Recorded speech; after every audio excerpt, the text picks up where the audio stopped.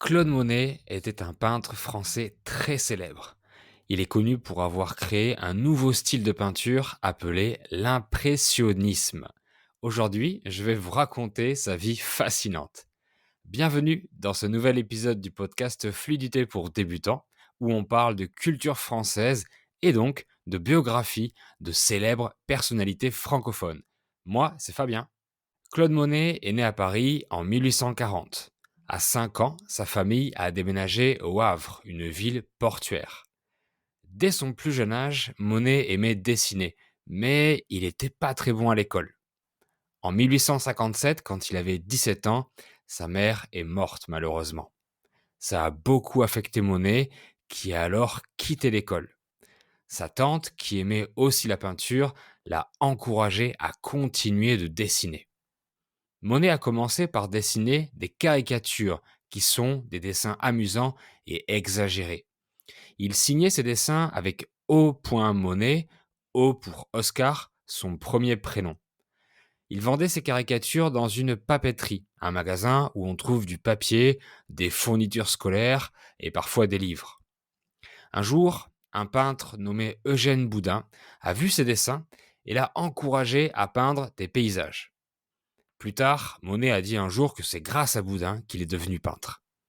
En 1858, Claude a donc commencé à peindre des paysages, montrant la nature et les scènes de la vie quotidienne.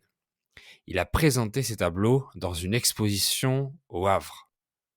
En 1861, il a dû faire son service militaire en Algérie. Là-bas, il est tombé malade et a dû retourner en France. Sa tante a payé pour qu'il puisse quitter l'armée et reprendre ses études de peinture. Claude Monet a étudié à l'école des beaux-arts de Paris, où il a rencontré d'autres peintres comme Renoir, Sisley et Basile. Monet est devenu ami avec un autre peintre célèbre nommé Édouard Manet, qu'il admirait beaucoup. En 1870, il s'est marié avec Camille Doncieux, une femme qui apparaît dans plusieurs de ses tableaux. Ils ont eu 2 enfants, Jean et Michel.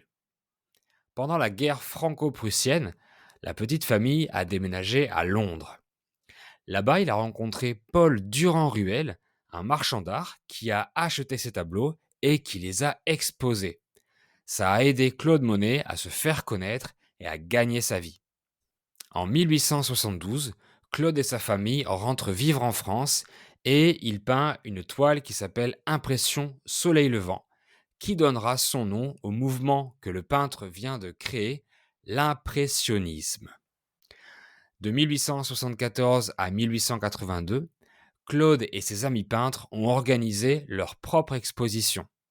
Ils voulaient montrer leur nouvelle manière de peindre, qu'on appelle donc l'impressionnisme. Ce style de peinture se concentre sur la lumière, les couleurs vives et les scènes de la vie quotidienne. Les impressionnistes peignaient souvent en plein air pour capturer les effets de la lumière naturelle. Même si leur style a été critiqué au début, il est devenu ensuite très influent. Malheureusement, en 1879, Camille, la femme de Monet, est morte. Ça a aussi affecté l'artiste, qui a ensuite déménagé à Giverny, une petite ville en Normandie, en 1883 pour y vivre avec ses enfants et Alice, une autre femme. Là-bas, il a créé un magnifique jardin avec un étang rempli de nénuphars qui est devenu une grande source d'inspiration pour Monet, qui a peint de nombreuses séries de tableaux avec des paysages, avec différents arbres ou d'autres éléments de nature. Et il a surtout peint les célèbres nymphéas, son œuvre la plus connue. Claude Monet a continué à peindre même quand sa vue a commencé à se détériorer à cause de la cataracte. Il a même donné plusieurs de ses tableaux à la France et ils sont aujourd'hui visibles au musée de l'Orangerie à Paris. Monsieur Monet est mort en 1926 d'un cancer du poumon. Mais même après sa mort, son travail continue d'influencer les artistes et de fasciner le public. Aujourd'hui, les œuvres de Monet sont exposées dans des musées du monde entier, y compris au musée Marmottan-Monet à Paris, qui possède la plus grande collection de ses tableaux. Sa maison et son jardin à Giverny sont ouverts au public en Normandie et attirent de nombreux visiteurs chaque année. C'était un excellent peintre, un travailleur acharné qui n'hésitait pas à supporter des conditions difficiles pour trouver le meilleur angle de vue pour ses tableaux. Merci d'avoir écouté cet épisode sur Claude Monet. J'espère que vous avez apprécié cette plongée dans la vie de cet artiste incroyable. Si vous l'avez aimé et qu'il a été utile pour vous, merci de vous abonner, mettre un like ou 5 étoiles sur les plateformes de podcast. Réécoutez l'épisode en lisant à la transcription ou avec les sous-titres sur la version YouTube. À bientôt pour une nouvelle histoire.